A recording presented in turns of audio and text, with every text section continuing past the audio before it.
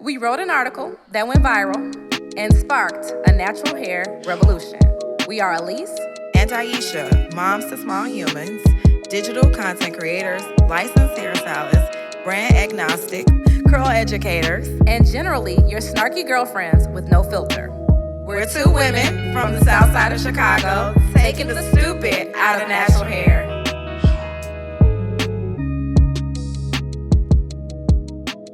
Welcome to this episode of Curls Disrupted. This is our our very first Stylist Roundtable. And we have two really special guests with us today, Roni and Sonnie. I'm gonna let them introduce themselves.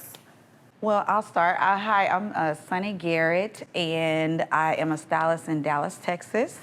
And I've been doing hair for about 12 years now. Awesome. Yes. I am Roni Jones, and I am from California, in Pasadena specifically. And I have been doing hair about 25 years. I've been specializing in natural hair for about going on 14 years now. Awesome. So, now let's get down to it. Tell us how y'all became curl artists. Because Roni, you've been doing hair for 25 years. Roni, you've been doing 12 years. Mm-hmm. Sonnie, I'm gonna call y'all the wrong names this whole episode. It is kind of like a twin situation going on here in the naming area. Like Roni, Sonnie, wait, who's who? No, just kidding. So tell us how you became curl artists and what has been your experience since joining, kind of doing Cut It Kinky, because you guys have been our mentor stylists for a couple of Cut It Kinky classes. How many classes have y'all done with us? I don't even count anymore. She was like, Roni, you want to come? Okay, I'm there. You've been doing it for a year though, because remember you first came to Dallas with us last year. Dallas was last year this time. Yes, that's where we met in Dallas. And That's this where is I the met same you. time we actually started our class 2 years before in Atlanta in October. I don't know what it is about October. It's a special month. Yeah, it's right special here month for us, for stylists. You've been coming with us for a year. This is your second class coming as a mentor. No, this is like my third or fourth. Like, yeah. It is. All right, because you came in. Right. Okay. Yep. Our memories. Forgive us. Yes. Well, I started doing curls actually at y'all's second class y'all taught. I was in that class. And that's when I started my curl journey. You just started doing curls then? Yes. Well, I've always done natural hair. Okay. I've always done natural hair, but I never did curls before then. And so I was just really doing silk presses. And then when I started that class, that's when my curl journey started. And I've been to several classes since then, learning. I was just gonna say, just so everybody's clear, that was February? February of 2018. Was it 18? Yeah, 2018. Okay. We started 2017, so that Yeah. is less than 2 years. Yes. And you were doing mainly silk presses because your name is Silk by Sonnie on Yes. Instagram. There you go, So Silk by Sonnie. tell us why you were like, okay, so you were doing all these silk presses. What made you want to go into curls, and how do you blend curls and silk presses together in your business? Well, I decided to do curls because I have, the client comes in, they want to silk press, but as a client, they only silk press their hair maybe 2-3 times a year. So it's like, when this silk press wears off and I shampoo my hair, what do I do with my hair? And the only information that I could give them was information I regurgitated from YouTube. And everything I knew about hair, I knew that information was not correct. So I used to stay up every night till about 3 a.m. No, I'm serious. Wow. And I was just searching on Instagram, looking for information. I was like, there's got to be some professionals out here that are teaching this, specifically for people with my type of hair. There were people in my city, but they didn't look like me. They didn't, they weren't doing clients hair that looked like mine. And so I just kept searching, and then it was about 3 o'clock in the morning. And I was like, and then I think I emailed you, and I was like, I got to come to your class. And you before you even emailed it, I had already signed up. Because I'm like, I don't answer emails till 10 a.m. So I wake up and there's a registration. Yes, I had already signed up. You were like, you can come. I was like, I already got it. Don't worry about it. I'll be there. And then, like I said, that started this whole curl journey. And it gives my clients options. And it actually made my silk presses better. My silk presses got better because when you learn the curls, you learn the science behind the hair. That was a piece that I never, I knew it was there, but I didn't really get it. And until till I got that piece, and it actually, like I said, made my silk presses that much better. So, Oh, that's dope. I love it. it's all integral. It goes together.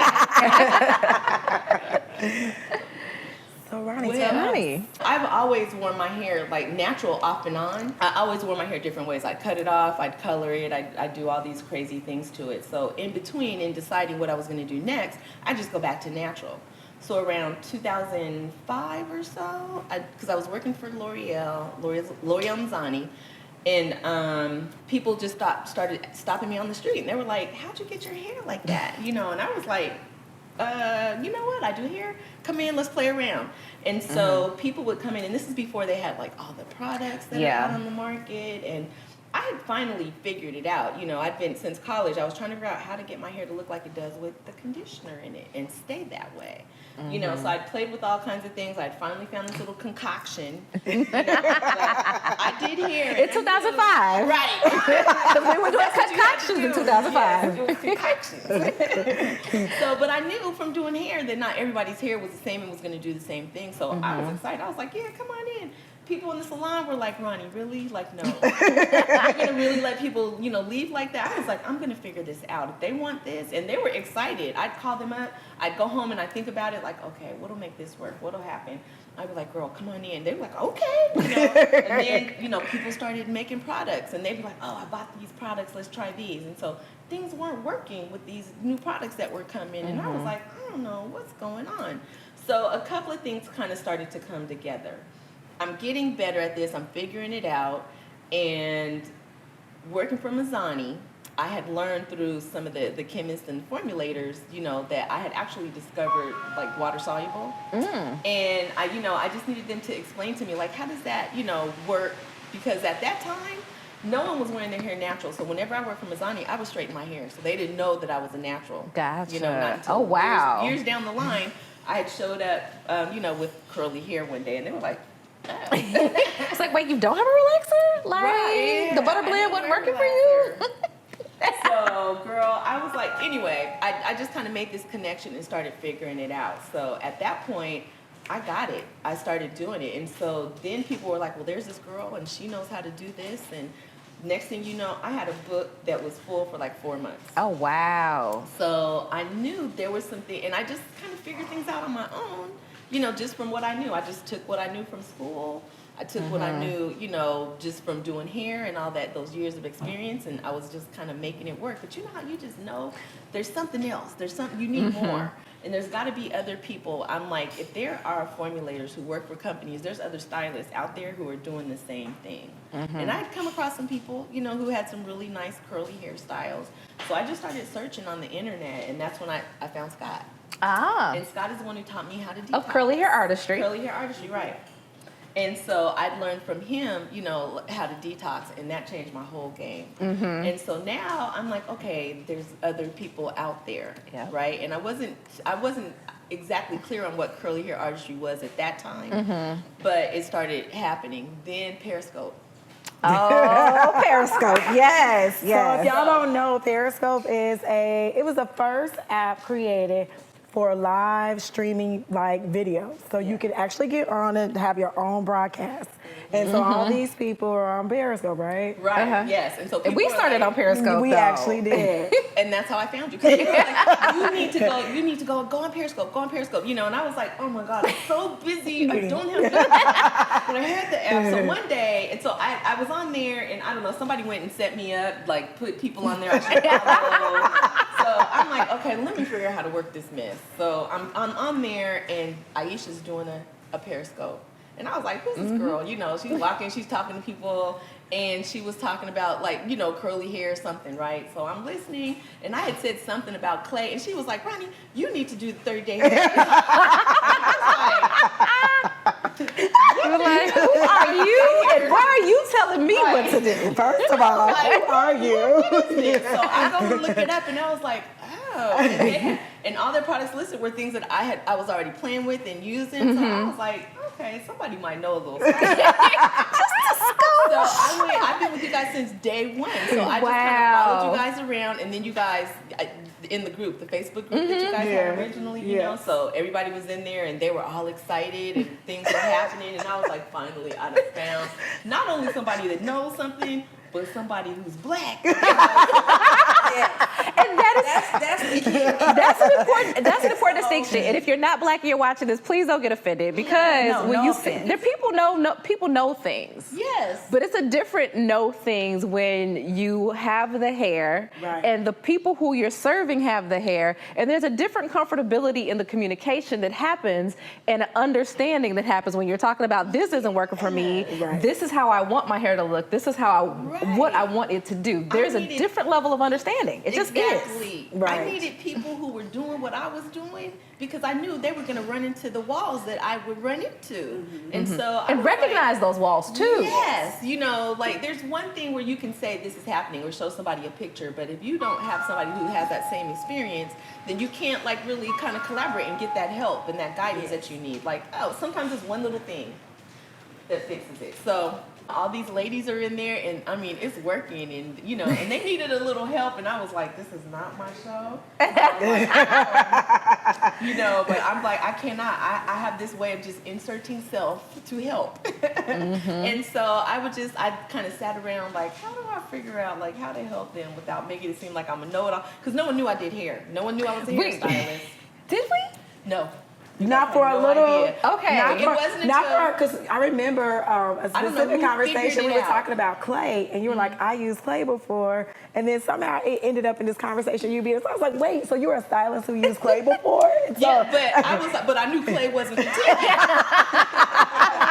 Because I remember the conversation was something like, I've used clay, I love it, but it's not going to work for people, because if they keep using it, they're going to mess their hair up. It was something about the clay that exposed somebody in the group loved the clay, and I think you guys were trying to explain to her why not to use it, but she kept wanting to go back to it, and I think I had just like, I was like, look, I love clay, but listen. Listen, girl. Let me tell you. The reason, because there's a reason why people have that first, you know, those popping curls with it, but then they start using it, and and that cuticle is, and they put it all over their body. They show up on the Instagram. It's on their face. It's on their hands. Their whole body is just covered in clay. Let's take a mud bath. Just go and get in the mud bath and call it a day. Yeah. Anyway, you guys figured it out. Somebody looked it up. And that was it. It was the gig was up. But. And that's really how Cut It Kinky got started, was because there was stylists like Roni in the group, and there was a couple other stylists. So it's like, the stylists want this knowledge too, because eventually the folks who were in the group, the folks who weren't in the group, the folks who were fighting us on Instagram and Periscope, eventually wanted a stylist to go to. Absolutely, yeah. And we were sending people to Roni even from the group. So you've seen people from the 30-day hair detox show up in your chair as clients. To see you, because they knew that you knew something. Not because you knew or you did it the way we do it. It was because you knew the same information and you were on the same path, that they were like, I trust you. Now I want you to do my hair. And now you have your own like Roni fan club, because they are going crazy. No shade, but you have people, and they were like going ham over this newest like person that just showed up. Yeah, she posted the picture. They were like, gorgeous. Like, it's, you know, but her hair was amazing. Her hair was beautiful. Was the picture amazing. was great, everything. And they like, oh my God, I love it. Like, so just from that connection that we had from a challenge that we did, turned into more. Like, it has definitely shifted your business, I'm sure, in a different direction. It has totally changed. I would say that you got my picture, for instance. If it wasn't for you, you know, because I was not in that. I wasn't about that Instagram life. I was like, I am too busy. That's like another job. I fought it for like a year. You sure did. She did. Hard. You gotta get on there and do. And then I started it. I had like 200 or 300 followers, and I was like, I don't care. I was like, I gotta get this book together. I can't even take new people. What are you talking about? And this just goes back to why stylists were not on YouTube, handing out information. Here you have this stylist here who's been in the industry 25 plus years, working behind a chair. and she just said her books are so booked out. When would she have ever had time to get on YouTube to give insight for free? To give free information that people are paying her handsomely for by sitting American in her chair dollars. and being booked out for 4 months. So, Sonnie, you use Instagram like extensively. But what inspired you to get on social media like that as a stylist? Because we're all, at one point, we're all working 30 to 50 hours a week behind the chair. Adding that social media component is a whole nother job. What had you really get into it deep, and then why are you still kind of there? Let me just say that I don't do that anymore. No, you don't. But you know what? Thanks to you guys. She's on the team. But so many stylists to do that. are still on that bandwagon. We meet them every single day where it's like, well, I don't have time for Instagram, or I don't have time to have a website, or I don't have time to do all of these other things. And if you don't have time to do that, that is where your client is. You don't have time to be where your next new clients are. And if you're booked 4 months out, that's great. But there's going to be a time where if you don't do those things, you're not going to be booked 4 months out because of natural attrition. So what made you kind of get there, and where are you now? Well, I needed clients. Let's start there. Let's talk about I needed clients. I had started, when I first got on Instagram, I had just started working for myself. And so nobody's feeding you clients. You have to get clients. And I'm not going to knock on doors. And then, so I was like, well, Instagram is free marketing. I mean, it's free, so we're gonna take advantage of it. And then I figured out the hashtag thing, and that really, that's what really took off. Well, because I started doing silk presses when silk pressing wasn't a thing, especially not in Dallas. That people were like, what is a silk press? What makes it different from a regular press? Yeah, they're like, is that just a flat iron? I was like, pretty much, but you know, y'all, YouTube put a spin on it, so we're gonna get right. I'm gonna go with it. Exactly. So I actually created Silk Press Dallas. It didn't exist before I created. Now it's like a huge thing in Dallas, you know. And so when I did that, that's what took it off. Because I figured out, okay, these are the words, the tag words that people are looking for what they're looking for your hair care needs. And 90% of my clientele comes from Instagram. Let me say that again. 90%. 9 and 0. That leaves a whole just 10%. Yes. That does not come off of Instagram. Yes. But they're probably still checking Instagram Oh, yeah. to make sure you're good. Because somebody else who told them about you, they had to go to Instagram. Oh, they want to see those receipts. Yes. We need the receipts. Because when I meet people on the street, they're like, "Oh, you're a hairdresser. What's your Instagram?" They don't want to. They don't want your business card. They don't want the phone number to the salon. No, they want your Instagram right there. What is your Instagram? And they go and they look it up and they want to see the. And I'm in the store. I'm like, girl, don't buy that product. We gonna you need to come. I have to restrain myself from doing And then so they'll be like, well, what's your Instagram? And they'll pull up. They'll be like, oh yes, I'ma call you. Make sure though when you do that in the store or wherever you are, you make them save a picture because they'll lose it. They won't remember it. Definitely save the picture or screenshot it. So they'll remember. Because I always lose stuff. So I have all these different headings in the save file, and I put I have one for nails. So you made me start the Instagram. I started the Instagram, right? But I didn't understand hashtagging. I just thought you just make up cute little stuff and throw it on. No, it's a thing. And then one day I think you put like Natural Hair Chicago or something. I was like, oh, that's cute. So I just put like at the time, and that's when I was working in Beverly Hills. And so I just put natural hair Beverly Hills, natural hair stylist Beverly Hills. The phone blew up. Yes, it worked. I still didn't know what was happening, and I was like, why all of a sudden wonder what happened? Somebody must be talking about me or something. I had I couldn't even return all the phone calls. I had so many people calling, so many people booking appointments, and I didn't know what happened. And then this girl came in from Chicago. Of course.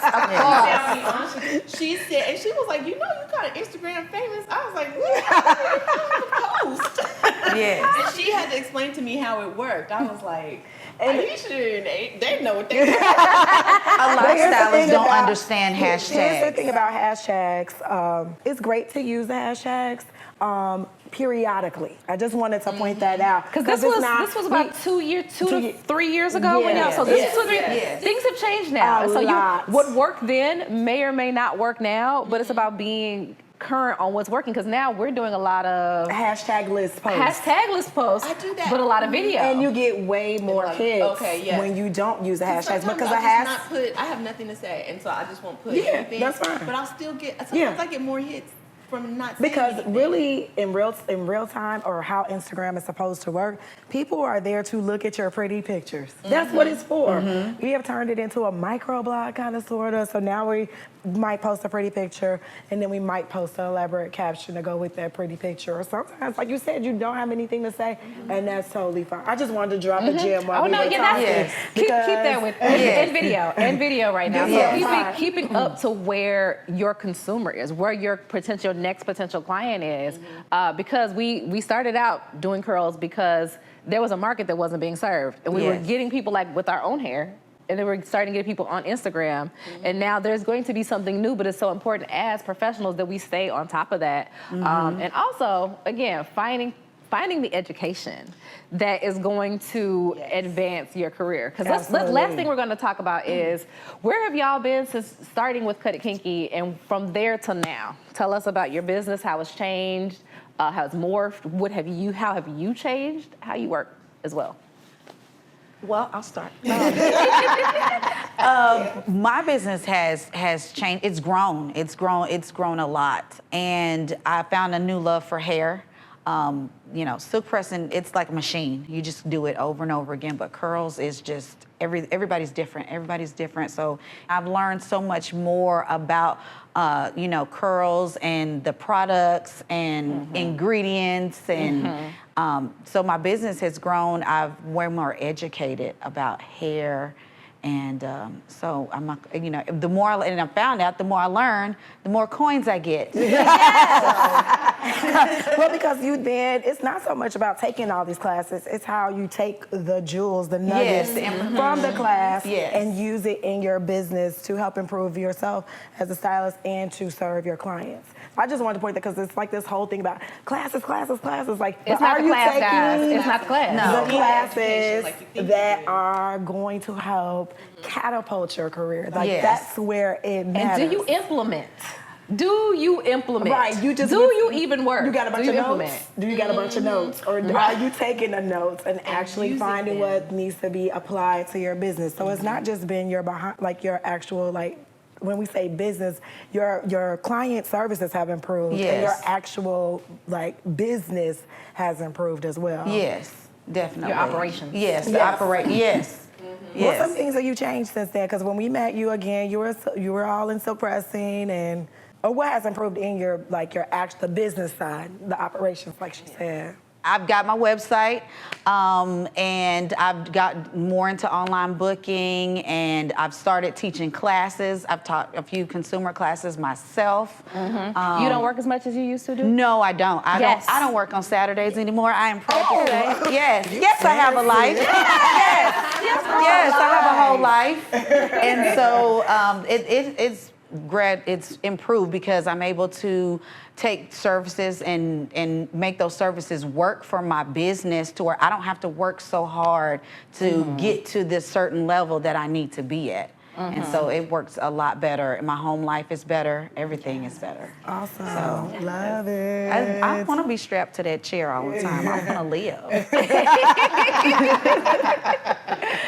All right, Roni. So I've been doing hair 25 years, so I come from the old school ways of doing hair. And so I was making really good money, but I come from where you got to hustle to make more. So I kept thinking okay, I've got all these clients in now, I've just got to figure out a different way to manage them and make this work. You don't have to do that. You don't have to work these 40, 50, 60 hours. You don't have to do these 12, 15-hour days. They're totally unnecessary. Social media, and you guys have taught me that I can pick the client that I want and make the money that I need to make to do that. I was six-figure, now I'm way more six-figure, you know what I mean? But in a way that I don't have to worry about okay, I need to set this aside for taxes, I need to do this for this.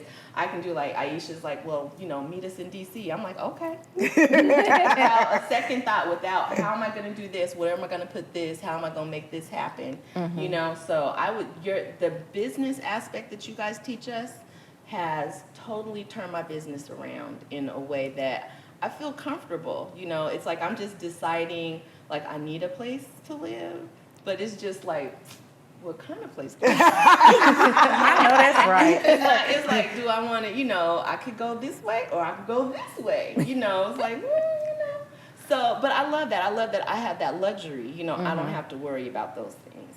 And that's a mindset shift. Like, you shifted your mind because, honestly, I mean, I came into this just 2 years ago, and my perspective was a lot different because of my experience prior to becoming a stylist. I knew I did not want my job dictating my life. And so I came in with, like, these boundaries. Like, I'm going to put my schedule out every month. Y'all got to sit tight and wait. I swear, I thought that was crazy. Like, do you work? When do you work?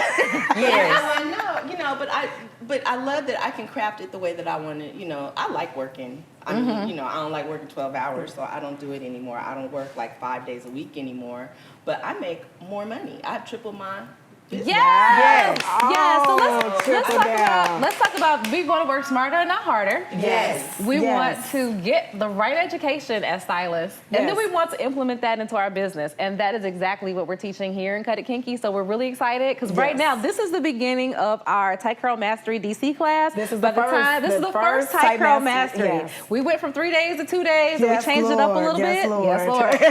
So we're really excited. By the time you see this, we will have a new crop of Cut It Kinky alumni. We are super excited. So join us over at cutitkinky.com. Yes. And if you're looking for a curl artist, go to blackcurlmagic.com and look on our directory. There might just be one near you.